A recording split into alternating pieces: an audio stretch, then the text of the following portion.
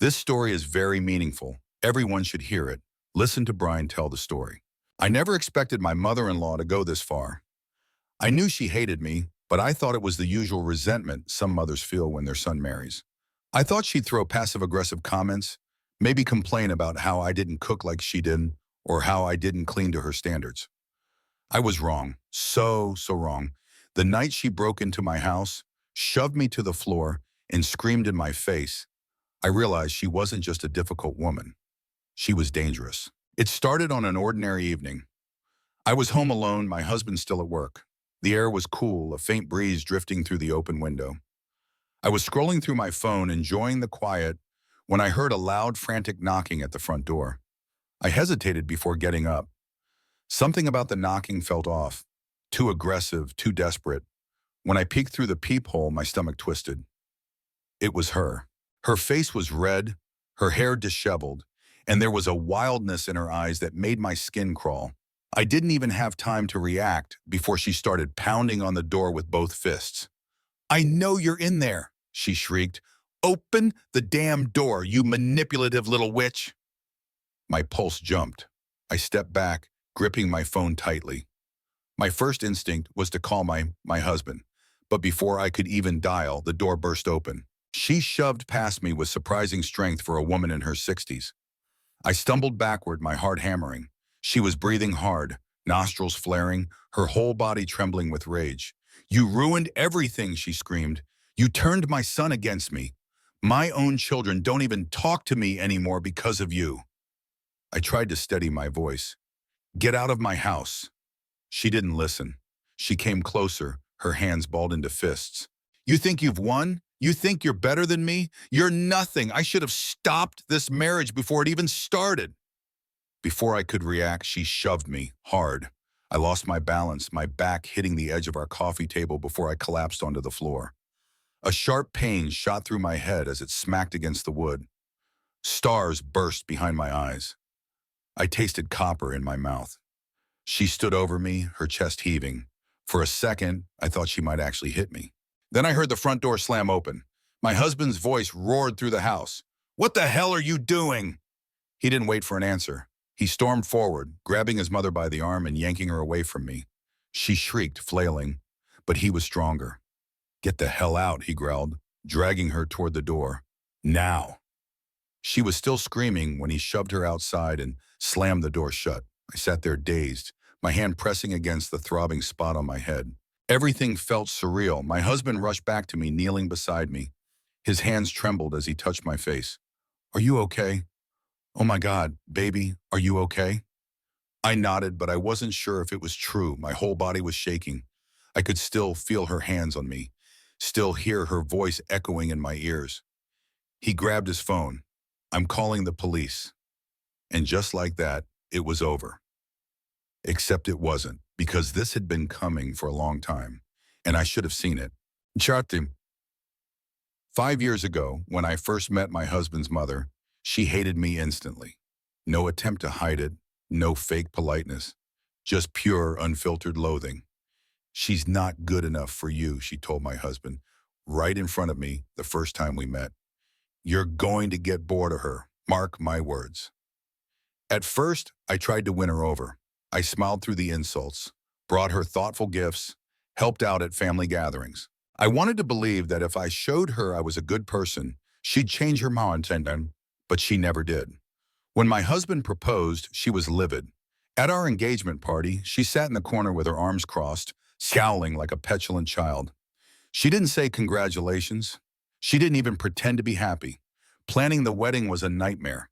She demanded control over everything: venue, decorations, my dress. She criticized every choice I made. "That dress makes you look fat," she sneered when I found the one I loved. "Do you really want to embarrass yourself in front of everyone?" On the day of the wedding, she pulled my husband aside and whispered in his ear. I'll never forget the look on his face when he told me what she had said. "It's not too late to call it off." Still, I hoped marriage would soften her. Maybe once she saw how much we loved each other, she'd let go of her resentment. But after 5 years, nothing had changed. She still dropped passive-aggressive comments. She still tried to convince my husband that he could do better. She still made snide remarks about my infertility, reminding me at every opportunity that I couldn't give him children. He deserves someone who can give him a family, she'd say, a pitying smile on her face. Maybe one day he'll realize that. The worst part? She actually believed she was doing this for his benefit. My husband always defended me. Every time she crossed the line, he shut her down. If you can't respect my wife, you don't get to be in our lives, he told her more times than I could count. But she didn't stop. She was relentless. Then came the night of my father-in-law's birthday party. We all gathered at his house, including my husband's siblings, his older brother and younger sister. Despite his mother's presence, the night was pleasant. We all laughed, ate good food, and tried to ignore the tension she carried like a storm cloud.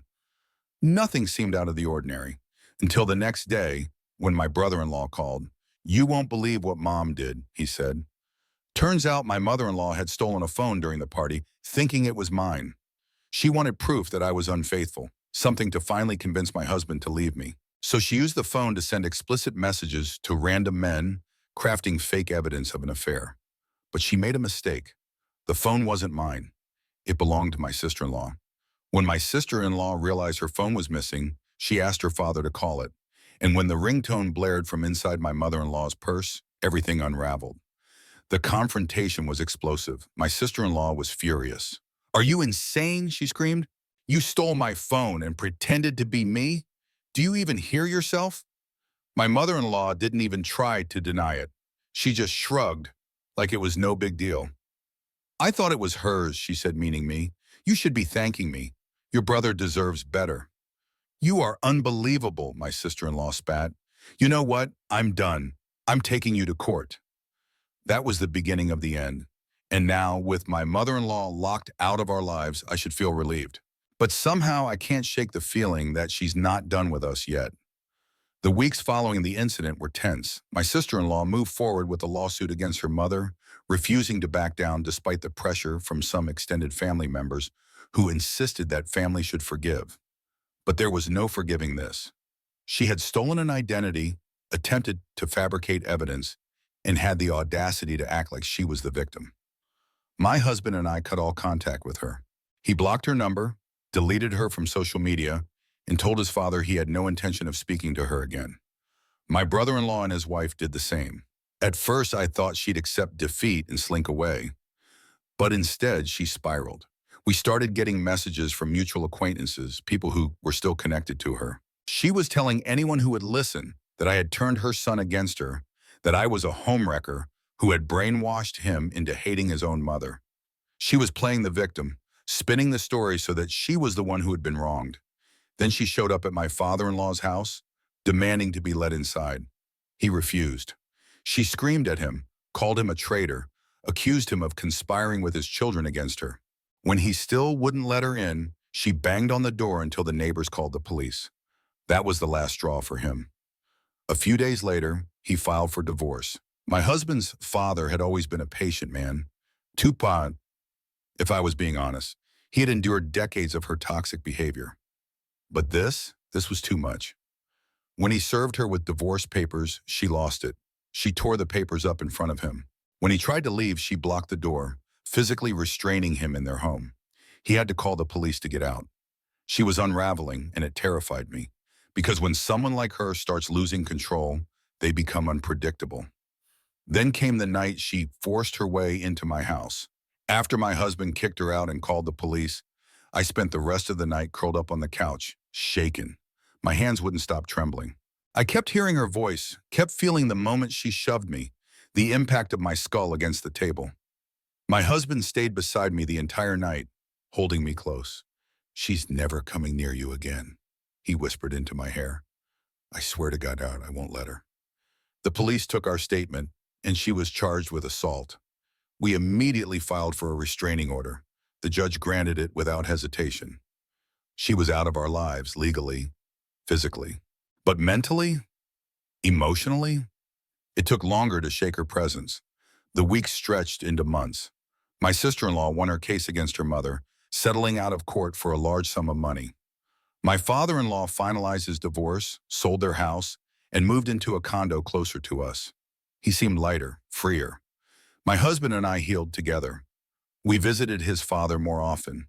We spent time with his siblings, strengthening the bonds that his mother had tried so hard to poison. And then one day my sister-in-law made an announcement. "I'm pregnant." The room erupted into cheers. My husband lifted her off the ground in a hug. My brother-in-law clapped his hands in excitement. There was laughter, happy tears, and for the first time in a long time, I felt something I hadn't let myself feel. Peace. I looked around the room at the people who mattered. My husband, my in-laws, my father-in-law who had finally escaped years of misery. She was gone. And we were finally free. But peace is never permanent when dealing with someone like her. The first few months after the restraining order, things were quiet, too quiet. My husband and I started to relax, thinking that maybe finally she had accepted defeat. Maybe she realized there was no coming back from what she had done. But then the letters started. At first, they were just slips of paper shoved under our door. Handwritten notes, ink smudged like she had been gripping the pen too hard. "You turned my children against me. I hope you're happy. You stole my son. He was mine first. You will pay for what you've done."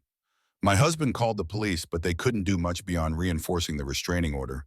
She hadn't physically confronted us again, so it wasn't enough to get her arrested. But then the letters got worse. "You ruined my life. So now I'll ruin yours." One morning I went outside to check the mail and found a dead bird lying on our doorstep, its small body twisted unnaturally. The message was clear. I couldn't breathe. I ran back inside, locking the door behind me. My husband found me in the kitchen, gripping the counter, my knuckles white. "It's her," I whispered. "She's not done." We called the police again. They took photos, asked if we had seen anyone lurking around, but we had no proof. No cameras caught her in the act. But we knew, and then came the fire. It was around 2 in the morning when I woke up to the smell of smoke. I sat up, coughing, my throat burning. My husband was already out of the bed, eyes wide with panic. "Get out," he choked out. "Now." We ran. The fire was in the backyard, creeping toward the house. Flames licked at the wooden fence, devouring it in an unnatural, furious blaze. By the time the fire department arrived, the damage was contained, but the message was clear. The police found evidence of accelerant near the fence line. Someone had set this fire intentionally, and we knew exactly who it was. But she was smart. There was no security footage, no physical evidence tying her to the crime. She was taunting us, letting us know she was still out there, still watching. My husband was livid. I had never seen him so angry, so completely and utterly done. "She wants a war?" he seethed, fists clenched. "Fine, she's going to get one." He hired a private investigator. At first, it felt like overkill, but then the investigator started digging, and the things he found were worse than we could have imagined. She wasn't just obsessed with destroying our marriage. She had been stalking us. Photos of our house, our cars, even pictures of me, taken from a distance, at the grocery store, walking out of my office. She had been watching us for months. But the worst part? She wasn't alone. The investigator traced her movements to a small group of people, an online forum filled with bitter, resentful parents who believed their children had been stolen by their spouses. They encouraged each other, gave each other advice on how to win their kids back. Some of the stories were horrifying. Fake medical emergencies to lure their children home, staged break-ins, false reports to Child Protective Services. And my mother-in-law had been an active participant. My stomach churned as I scrolled through the messages she had posted. "My son doesn't see the truth. He's blinded by that manipulative bitch he married. I need to make him understand." They turned my daughter against me too. She's filing a lawsuit against her own mother. Imagine the shame. Sometimes children don't know what's best for them. Sometimes you have to take drastic measures. I looked at my husband.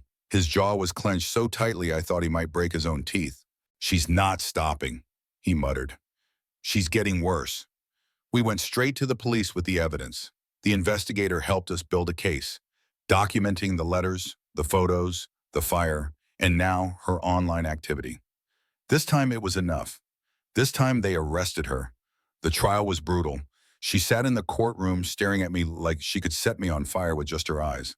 Her lawyers tried to paint her as a grieving mother, a woman who had been pushed to desperation after being alienated from her family. But the evidence was undeniable.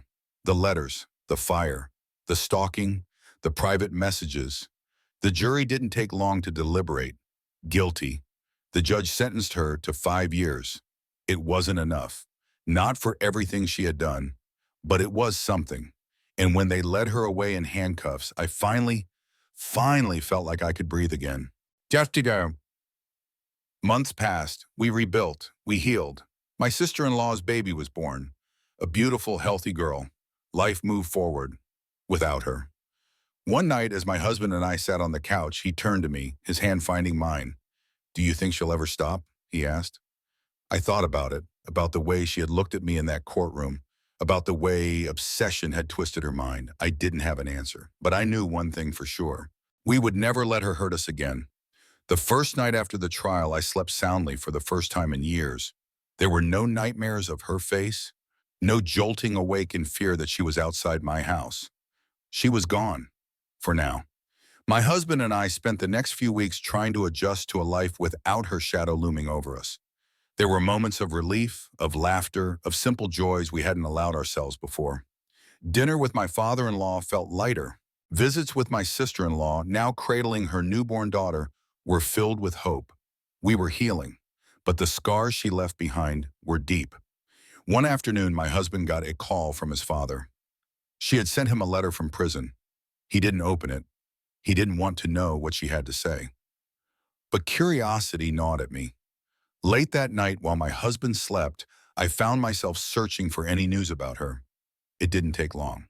People always talk about women like her, those who refuse to take responsibility, those who turn even their downfall into a tragic tale of betrayal. In an interview with a local journalist, she called herself a victim. "I was only trying to save my family. They abandoned me, turned my own children against me. All I ever wanted was for them to come home." She painted herself as the grieving mother, the misunderstood woman. She never mentioned the fire, never mentioned breaking into my house or shoving me or the stalking. She acted as if all she had done was send a few harmless letters, as if she hadn't spent years trying to destroy my marriage. But the most chilling part? This isn't the end. I shut my laptop. Maybe she was bluffing. Maybe it was just the last desperate words of a woman who had lost everything. Or maybe, just maybe, she still thought she could win. But I knew one thing: she would never have control over us again. We had won. Our family was stronger than she had ever been. Our love had survived despite every twisted thing she had tried. She had destroyed herself in the process, turning her own children away, pushing away the only people who might have cared for her. In the end, she was alone. And that was a fate worse than any prison sentence. If there's one thing I've learned from all of this, it's that some people will never change. Some people refuse to see the truth, refuse to accept that they are the problem. And when faced with the reality of their actions, they lash out even harder, destroying themselves in the process. But they can only hurt you if you let them. So tell me, have you ever dealt with someone like this? Someone who refused to take responsibility for their actions? Someone who tried to twist the truth to make themselves the victim? Let me know in the comments. I'd love to hear your thoughts. And if you made it this far, thanks for reading. Stay safe. And remember, sometimes walking away is the only way to win.